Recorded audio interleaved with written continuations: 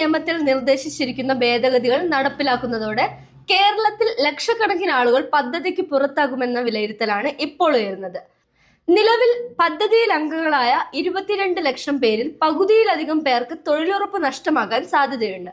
പുതിയ നിയമം വരുന്നതോടെ ഭേദഗതിയിൽ തൊഴിൽ ദിനങ്ങൾ 125 ഉയർത്തുമെന്ന അവകാശവാദമുണ്ടെങ്കിലും നിലവിൽ അനുവദിക്കുന്ന 100 ദിവസത്തെ തൊഴിൽ പോലും ലഭിക്കാൻ സാധ്യത കുറവാണ്. പദ്ധതി നടപ്പാക്കുന്ന ഗ്രാമീണ മേഖലകളിൽ നിശ്ചയിക്കുന്നതോടെ പദ്ധതിയുടെ വ്യാപ്തി ചുരുങ്ങും. കാർഷിക സീസണിൽ 60 ദിവസം വരെ തൊഴിൽ അനുവദിക്കില്ലെന്ന നിബന്ധനയും തൊഴിലവസരങ്ങൾ കുറയ്ക്കും. പുതിയ നിയമം കാർഷിക ജോലികൾക്കും മാലിന്യ സംസ്കരണ പ്രവർത്തനങ്ങൾക്കും തിരിച്ചടിയാകും. നിലവിൽ കേരളത്തിന് ലഭിക്കുന്ന വാർഷിക കേന്ദ്ര വിഹിതമായ 4000 കോടി രൂപയിൽ നിന്ന് 40% സംസ്ഥാനം തന്നെ വഹിക്കണമെന്ന നിബന്ധന വരുന്നതോടെ 1600 കോടി രൂപ അധിക ഭാരമാകും.